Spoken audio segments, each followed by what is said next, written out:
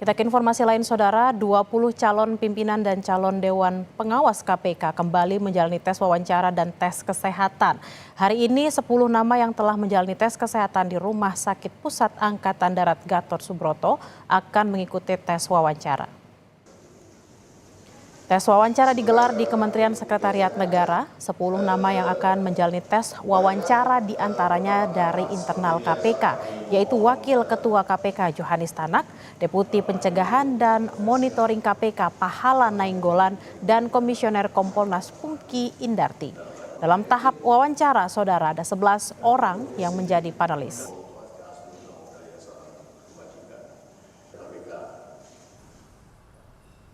Sementara 10 nama yang akan mengikuti tes kesehatan di RSPAD Gatot Subroto, Jakarta. Dari 10 nama ada nama mantan juru bicara KPK Johan Budi dan Kepala Pusat Penerangan Hukum Kejaksaan Agung Harli Siregar, serta Kapolda Kalimantan Tengah Irjen Joko Purwanto. Usai tes kesehatan dan wawancara, pansel akan mengerucutkan 10 nama untuk diserahkan ke Presiden.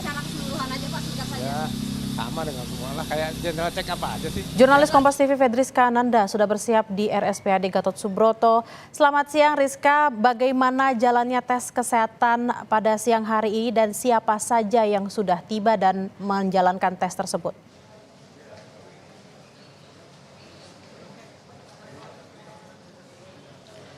Ya, selamat siang Bella dan juga saudara. Untuk tes kesehatan pada siang hari ini dari ke-10 nama calon pimpinan KPK ini sudah tiba sejak pukul 7 pagi tadi.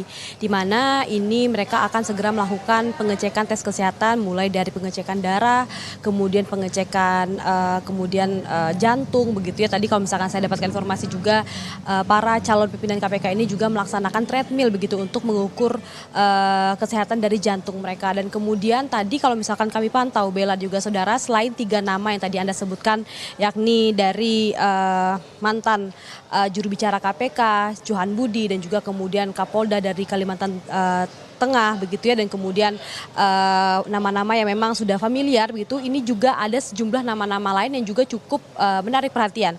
Tadi kan kalau misalkan Bella sebut ini adalah Joko Purwanto, Kapolda Kalimantan Tengah, Johan Budi, Harli Siregar dari Kejaksaan. Nama-nama yang lain juga yang juga cukup menarik perhatian ini adalah Ibnu Basuki Widodo yang saat ini menjabat sebagai Hakim MA, dan juga kemudian Fitroh Roh Cahyono, ini juga merupakan jaksa yang juga merupakan mantan penyidik KPK, dan kemudian juga Didik Agung Wijanarko yang juga merupakan Deputi Bidang Koordinasi dan Supervisi KPK.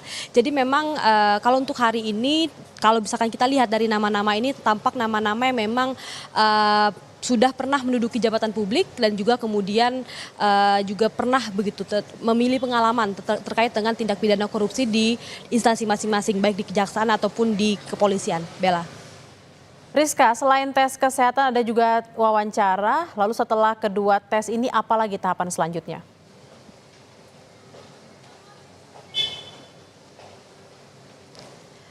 Ya, Bella, tes wawancara dan juga tes kesehatan ini berjalan paralel begitu ya, di mana kalau misalkan kemarin yang kemudian ikut tes wawancara di Kementerian Sekretariat Negara pada hari ini dijadwalkan untuk melaksanakan tes kesehatan, dan kemudian bagi yang kemarin mengikuti tes kesehatan di RSPAD, kemudian hari ini dijadwalkan untuk melakukan tes wawancara bersama dengan 11 penalis dari panitia seleksi KPK, sehingga memang ini berjalan paralel, dan kemudian untuk jadwal besoknya ini kemudian untuk Dewas KPK. Nah, memang kemudian terkait dengan agenda ataupun rangkaian selanjutnya ini adalah terkait dari 20 nama calon pimpinan Dewas pimpinan KPK ini kemudian akan dikerucutkan menjadi 10 nama yang akan diserahkan oleh panitia seleksi kepada Presiden Joko Widodo untuk kemudian mendapat rekomendasi dan kemudian ini untuk mengikuti fit dan proper test.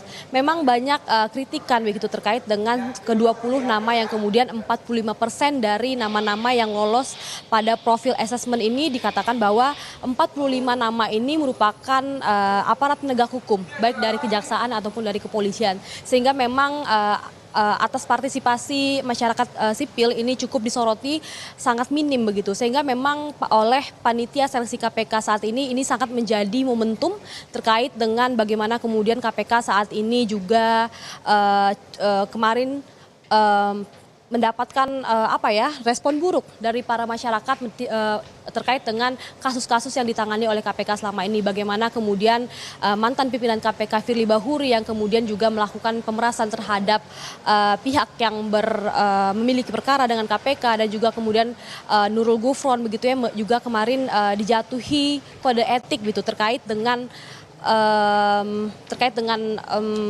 kasus yang memang ditangani di KPK, sehingga memang saat ini merupakan jadi momentum untuk KPK dapat memilih calon pimpinan KPK yang berintegritas, memiliki kejujuran, sehingga memang masyarakat dapat kembali percaya kepada KPK untuk dapat menangani kasus-kasus yang sangat ini dihadapi oleh KPK. Bella. Baik, terima kasih Fedriska Ananda langsung dari RSPAD Jakarta. Selamat bertugas kembali.